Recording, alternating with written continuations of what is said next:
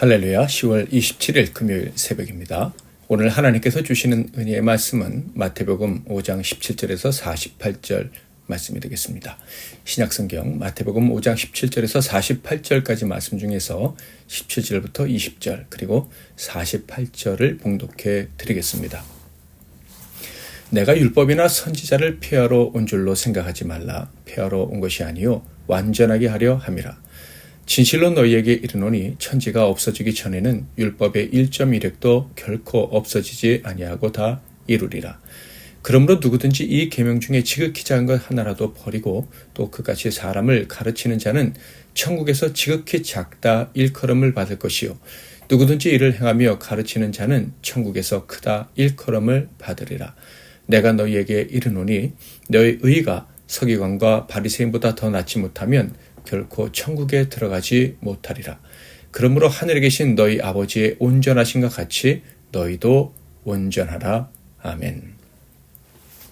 오늘은 율법의 성취라는 제목으로 하나님 말씀을 상고하겠습니다. 17절부터 48절까지의 내용은 꽤 길지만 한 가지 주제를 다루고 있습니다. 바로 예수님과 율법과의 관계이죠. 예수님과 율법과의 관계는 한마디로 성취입니다. 그것도 완전한 성취입니다.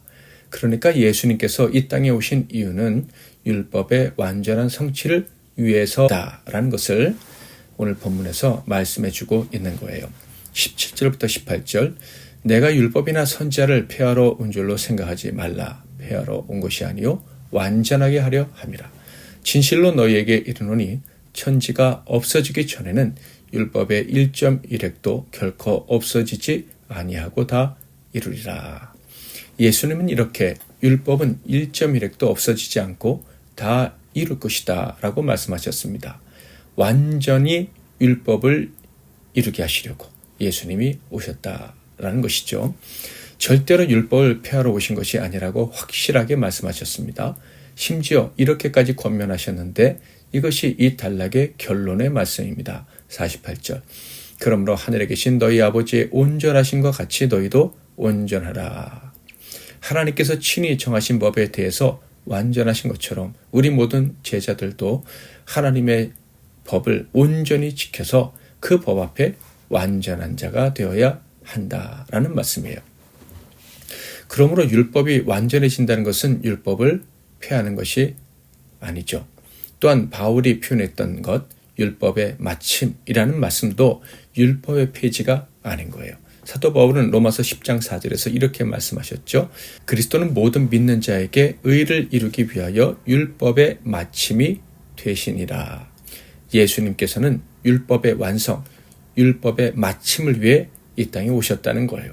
그리고 이 율법의 완성과 율법의 마침을 위해 필요한 것이 무엇인지 가르쳐 주셨어요. 19절에서 20절 그러므로 누구든지 이 계명 중에 지극히 작은 것 하나라도 버리고 또 그같이 사람을 가르치는 자는 천국에서 지극히 작다 일컬음을 받을 것이요 누구든지 이를 행하며 가르치는 자는 천국에서 크다 일컬음을 받으리라. 내가 너희에게 이르노니 너희 의가 서기관과 바리새인보다 더 낫지 못하면 결코 천국에 들어가지 못하리라. 율법의 완성, 율법의 마침을 위해서는 율법을 무시하는 것이 아니라 그것을 온전히 지켜야 된다라고 확실하게 말씀하신 거예요. 사도 바울이 말씀하신 것처럼 예수님은 이 율법을 온전히 지키심으로 율법의 마침을 이루셨습니다. 자, 그렇다면 율법의 완성, 율법의 마침이란 구체적으로 어떤 의미를 가지고 있는 말씀일까요? 즉 어떻게 해야 율법을 온전히 지키는 자가 될 수 있겠습니까? 간단히 말해 예수님처럼 살면 되는데 바로 그 점을 예수님께서 21절부터 47절에서 설명해 주십니다. 주님께서는 살인하지 말라, 간음하지 말라, 거짓 증거하지 말라, 내 이웃을 사랑하라 등의 율법에 대해서 설명해 주셨는데요. 이 교훈들의 핵심은 당시 유대인들의 생각과는 완전히 너무나도 많이 달랐습니다. 예수님은 단순히 윤리적인 행동 강령으로 가르치신 것이 아니었습니다. 그러면 어떻게 가르치셨을까요? 자, 살인하지 말라, 간음하지 말라라는 문구가 있죠. 유대인들은 살인하지 않으면, 간음하지 않으면 율법을 다 지킨 것이다 라고 생각을 했어요. 그런데 예수님의 가르침은 그것이 아니었습니다. 마음이 깨끗해야 된다라는 거예요. 예를 들어 직접적인 살인을 하지 않았으면 사람들은 나는 율법을 지켰다 라고 생각을 할 거예요. 그러나 예수님의 가르침은 네가 살인을 직접적으로 하지는 않았지만 형제를 미워한다면, 그 형제에게 저주의 말을 한다면 그 역시 살인한 것이 되고 율법을 지키지 못한 것이 된다라고 가르치셨죠.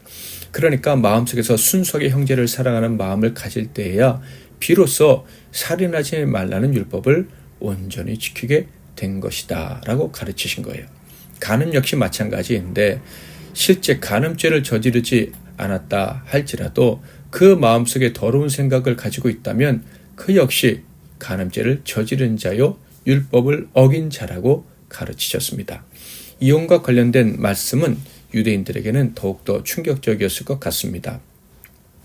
그들은 당시 모세가 가르쳐준 대로 마음에 들지 않는 아내에게 이혼 증서를 써주기만 하면 이혼이 가능하다고 생각하고 있었습니다. 둘이 하나가 되어야 된다.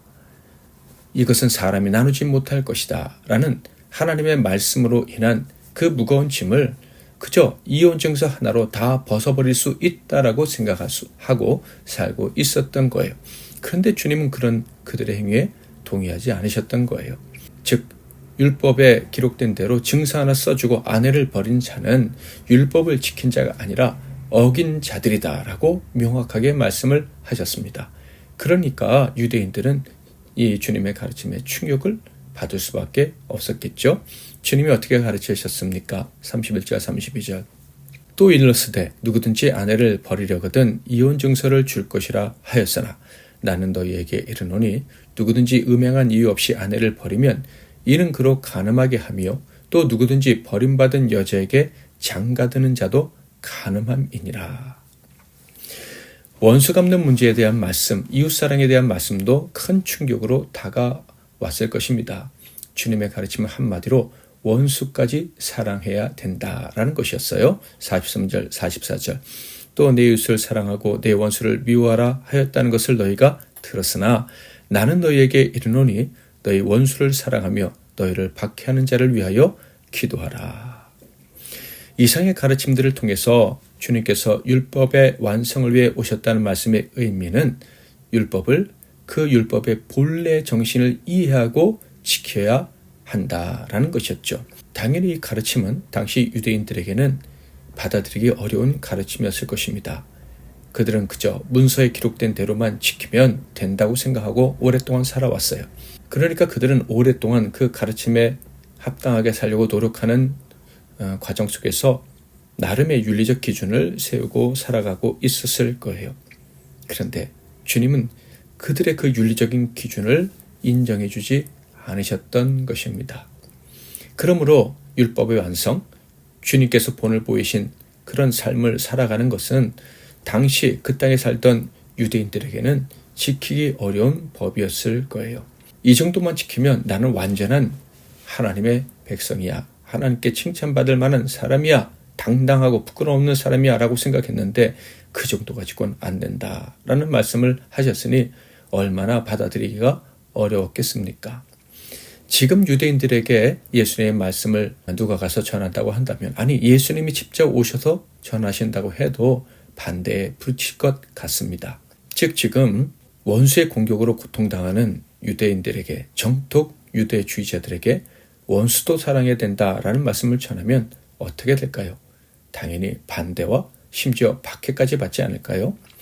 자, 그렇지만 주님이 이것을 이루기 위해 오셨다면 우리는 역시 이 주님의 뜻을 따라야 합니다. 예수님이 이렇게 마음으로까지 지켜야 율법의 완성을 이룰 수 있다라고 가르치셨다면 우리 역시 그렇게 살아야 되는 거예요.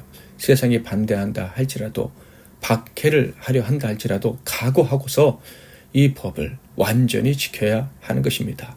자, 그렇다면 어떻게 우리는 이 법을 온전히 지킬 수 있을까요? 문서에 기록된 정도의 의미가 아니라 하나님의 뜻까지 온전히 알고 지키려고 한다면 어떻게 해야 될까요? 바로 성령의 힘을 구해야 하는 거예요. 성령의 도우심이 있어야지만 세상 가치를 넘어선 기준에 따른 행동을 할 수가 있는 것입니다. 성령이 도와주셔야 용기를 가지고 하나님의 뜻을 온전히 준행할 수 있다라는 것입니다. 그러므로 우리는 기도해야 합니다. 만왕의 왕, 통치자이신 하나님, 세상을 이길 힘을 주시고 세상을 초월하는 가치를 가지고 살게 하시는 하나님께 겸손히 은혜를 구해야 하는 것입니다. 그 은혜 안에서 용감하게 하나님의 법을 지키며 살아가야 하는 거예요. 그렇게 할 때 다음과 같은 칭찬을 받게 될 것입니다. 45절. 이같이 한즉 하늘에 계신 너희 아버지의 아들이 되리니 이는 하나님이 그 해를 악인과 선인에게 비추시며 비를 의로운 자와 불의한 자에게 내려주심이라. 아멘. 능력 위에 능력으로 찬양하고 기도하겠습니다. 능력 위에 능력으로 나를 향한 주 뜻 이루시고 능력 위에 능력으로 내 앞에 일을 주관하시네. 능력 위에 능력으로 내 생각보다 더 크신 주님, 능력 위에 능력으로 주 뜻대로 날 빚으소서.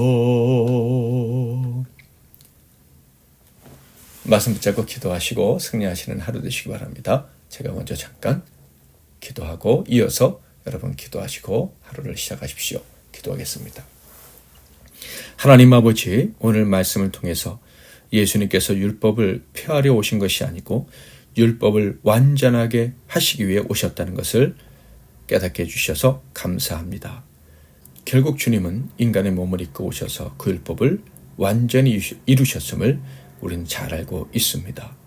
그러나 우리는 주님과 같이 능력이 없습니다. 이 시간에 간구하옵나니 성령의 은총을 저에게 날마다 풍성히 부어주시고 그 은총 가운데 힘과 능력을 주셔서 예수님처럼 율법을 완전히 이루고 하나님을 기쁘시게 해드리고 천국에 당당히 들어갈 수 있도록 우리를 도와 주옵소서. 오늘 하루도 주님의 법에 합당한 삶, 빛과 소금의 삶을 살아내는 저희들이 되게 하옵소서. 예수 그리스도 이름으로 기도하옵나이다. 아멘.